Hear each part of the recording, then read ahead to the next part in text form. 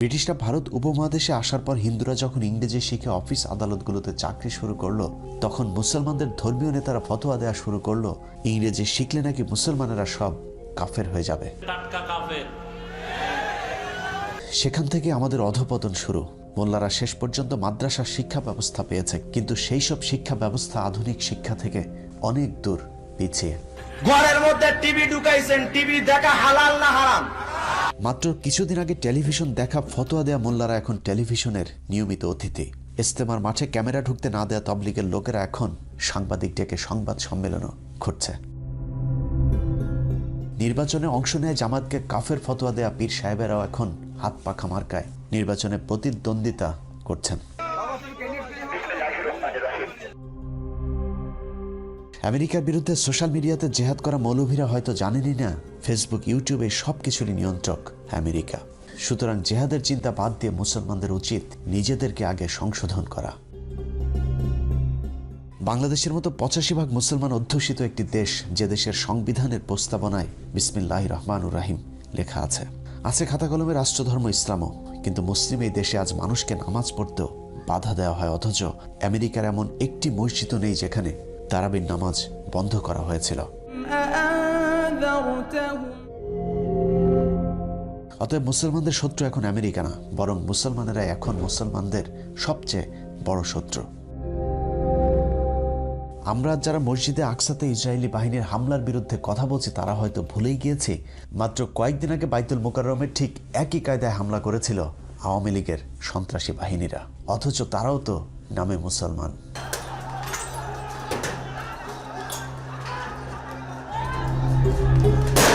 পশ্চিমারা ধর্মের ভালো দিকগুলো তাদের বাস্তব জীবনে কাজে লাগিয়েছে, আর আমাদের দেশে ধর্মের ভালো দিকগুলোকে সরিয়ে মাদ্রাসা মসজিদকে বানানো হয়েছে ব্যবসা প্রতিষ্ঠান। এখনও কাফের হয়ে যাবার ভয়ে কওমি মাদ্রাসাগুলোতে ইংরেজি শেখানো হয় না, পাঠ্যসূচিতে নেই গণিত, বিজ্ঞানের মতো প্রয়োজনীয় বিষয়গুলো। যে কারণে দেশের দ্বিতীয় বৃহত্তম শিক্ষিত এই জনগোষ্ঠীর জন্য মাদ্রাসা বা মসজিদে চাকরির বাইরে আর কোনো সুযোগ থাকছে না। বৈজ্ঞানিক বানানো হয় না, ডাক্তার হয় না, দার্শনিক হয় না, ইসলামী শিক্ষা গভীর জ্ঞানী করে তোলা। চাকরির মতো রাজনৈতিক ক্ষেত্রেও তারা কতটা পিছিয়ে তার নজির হেফাজতের বর্তমান অবস্থা। ভারতীয় গোয়েন্দা সংস্থা রয়ের ডিভাইড অ্যান্ড রোল পদ্ধতিতে বাংলাদেশের মুসলমানদেরকে ধ্বংসের যে মিশন হাতে নেওয়া হয়েছিল, তা হয়তো তারা বুঝেই উঠতে পারেনি। মিথ্যা বানোয়াট অভিযোগ তুলে জামায়াতে ইসলামের নেতাদের যখন হত্যা করা হয়েছিল, তখন হেফাজত মনে মনে খুশি হয়েছিল ধর্মীয় মাঠে একক রাজত্ব করবার আশায়। কিন্তু জামায়াতের দিন শেষ, হেফাজতের বাংলাদেশ। এ অবস্থা খুব বেশি দিন টেকেনি। জামায়াত ইসলামীর এখন নামগন্ধ নাই, এটা অসল হইয়া গেছে, এটা চলে না। রয়ের খেলা যে তখনও শেষ হয়নি এটা বুঝতে মাওলানা শফিদের যতদিন লেগেছে ততদিনে অনেক দেরি হয়ে গিয়েছে। একসময় মাওলানা শফির বন্ধু সরকার আর এখন কওমিদের কথা শোনে না, বরং কওমিরাই মধ্যরাতে সরকারের দরজায় গিয়ে প্রাণ ভিক্ষা চাইতে ব্যস্ত।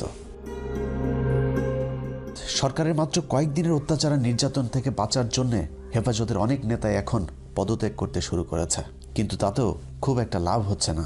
এর জন্য যতটা না ইসলাম বিদ্বেষী আওয়ামী সরকার দায়ী, তার চেয়েও বেশি দায়ী আলেমদের একাংশ, কারণ তারা শত্রু আর বন্ধু চিনতে ভুল করেছিল। হেফাজতের 5 মের ঘটনার পর আল্লামা শফিকে নিয়ে প্রকাশ্যে মিথ্যাচার করেছিল কথিত প্রধানমন্ত্রী শেখ হাসিনা। এছাড়া তাকে নিয়ে কুরুচিপূর্ণ বক্তব্য দিয়েছিল মাদার অফ মাফিয়া। সেই সময়টাই ছিল বাংলাদেশে ইসলামী দলগুলোর জন্য টার্নিং পয়েন্ট। হেফাজতের কয়েকশো এতিম অসহায় শহীদের বিচার তো দূরের কথা, এখন পর্যন্ত আনুষ্ঠানিকভাবে সেই রাতে শহীদদের পূর্ণ সংখ্যাও প্রকাশ করেনি হেফাজত। উল্টো ফরিদউদ্দিন মাসুদের মধ্যস্থতায় শেখ হাসিনার কাছে মাত্র 15 কোটি টাকায় বিক্রি হয় শফিপুত্র আনাস মাদানী, মুফতি ফাইজুল্লাহ সহ হেফাজতের প্রভাবশালী কয়েকজন নেতা। বাবুনগরী কাশেমী সহ কয়েকজন নেতা অনড় থাকলেও তাতে লাভ হয়নি। বাবুনগরী পন্থীদের বাদ দিয়ে কওমি সনদের নামে 5 মের শহীদদের সাথে চরম বেইমানি করে খুনি হাসিনার সাথে হাত মেলায় শফি। তারপর থেকে কওমিপন্থী আলেমরা সরকারকে নিজেদের লোক ভাবতে শুরু করে, যে কারণেই নিয়মিত সরকারের গোয়েন্দা সংস্থাগুলোর সাথে যোগাযোগ রেখে ব্যালেন্স করার চেষ্টা করেছে তারা। এই মূর্তি সংস্কৃতিকে রুখে দেওয়ার জন্য গোটা বাংলাদেশ ব্যাপী তাওহীদি জনতা আবার শাপলা চত্বরে যাবে। কওমি আলেমদের বক্তব্যগুলো কখনো খুব গরম হয়েছে, আবার কখনো নরম। আমরা ডাক দেব বঙ্গবন্ধুর কন্যা শেখ হাসিনাকে ঘুম থেকে জাগ্রত করবার ডাক। মামুনুল হকেরা নরম থেকে গরম হলেও ভারতীয় ভ্যারিয়েন্ট হাসিনা সুযোগের অপেক্ষায় ছিলেন। অন্যদিকে মামুনুল হকের বিশ্বাস ছিল সরকার তো তাদেরই লোক, যে কারণে দেশের চরম মুহূর্তেও জনৈক নারীকে নিয়ে রিসোর্টে যেতেও সাহস পেয়েছেন। ভেতরে ভেতরে সরকারের জালে যে তারা বন্দী হয়েছে সেটা হয়তো তারা নিজেরাই জানতো না। মামুনুল হকের দ্বিতীয় স্ত্রী কিংবা অবৈধ এক নারীর সাথে রিসোর্টে সময় কাটানোকে কেন্দ্র করে সংসদে পর্যন্ত আলোচনা হয়েছে। যত অপবিত্র কাজ করে আজকে ধরা পড়ে সোনারগাঁয়ে একটা রিসোর্টে, এখন সেটা ঢাকার জন্য নানা রকমের চেষ্টা। পার্লারে কাজ করে এক মহিলা। বিষয়টি দেখে মনে হয়েছে মামুনুল হক বাংলাদেশের একমাত্র প্রাণী যে কিনা এমন জঘন্য অপরাধ করেছে, অথচ যেই সংসদে দাঁড়িয়ে হাসিনা মামুনুল হকের বিরুদ্ধে কথা বলেছে সেই সংসদেই নারীবাজের অভাব নেই। মাত্র কয়েকদিন আগে ভাইরাল হয়েছিল চাকরির লোভ দেখিয়ে তারপর ময়মনসিংহের এক এমপি কিভাবে নারীকে ধর্ষণ করেছিল। তারও আগে বের হয়েছিল রাজশাহীর আরেক এমপির নারী কেলেঙ্কারির ভিডিও। এভাবে একটা মানুষের জীবন নষ্ট করে দিয়ে, যদি এক কথায় বলা হয় তাহলে সংসদে যতজন বসে আছে তাদের বেশিরভাগ নিজের স্ত্রীর চাইতে অন্য নারীর সাথে রাত কাটিয়েছে বেশি। সংসদে এরকম অনেক নারী সদস্য আছে যারা এক সময় 300 টাকায় অন্য পুরুষের মনোরঞ্জন করত। যে মিডিয়া মামুনুল হকের গোপন স্ত্রীদের তল্লাশিতে ব্যস্ত, তাদের এরকম অনেক অশ্লীল কার্যকলাপের নমুনা সোশ্যাল মিডিয়াতে ছয়লাভ। মামুনুল হককে নিয়ে সবচেয়ে বেশি সোচ্চার থাকা মিথিলা ফারজানার সাথে মোজাম্মেল বাবুর অন্তরঙ্গ ছবিও ফাঁস হয়েছে অনেক আগেই। তারপরেও তাদের বিরুদ্ধে কোনো ব্যবস্থা কি এখন পর্যন্ত নেওয়া হয়েছে? অথচ মামুনুল হকের এক ঘটনাকে কেন্দ্র করে হেফাজতের শীর্ষ সব নেতাদেরকে আটক করা হয়েছে। যদি মনে করা হয় ধর্মীয় নেতা বলে তাদের বিরুদ্ধে ব্যবস্থা নেওয়া হয়েছে, সেটাও সঠিক নয়। কারণ চরমোনাইপন্থী দুই কথিত আলেম হাফিজুর ও মিসবাহ দুজনেই অন্যের বউকে নিয়ে অনৈতিকভাবে সংসার করছে, কিন্তু তাদের বিরুদ্ধে সরকার নীরব। কারণ চরমোনাই এখন সরকারের টোপ গেলা পরের শিকার। চরমোনাইরা মনে করছে গোয়েন্দা সংস্থাগুলো তাদের আগামী নির্বাচনে প্রধান বিরোধী দল বানাবে, কিন্তু তাদের মনে রাখা উচিত মামুনুল হকের ঘটনা একটি উপলক্ষ মাত্র। বাংলাদেশকে ধর্মহীন রাষ্ট্র বানানোর পরিকল্পনা হাসিনা অনেক আগেই হাতে নিয়েছে। সেখানে চরমোনাইয়েরও জায়গা হবে না আজ হোক বা কাল। কারণটা মনে রাখতে হবে, হানাফি, শাফি, আহলে হাদিস, আহলে সুন্নাত নয়, ভারতের টার্গেট বাংলাদেশের মুসলমান।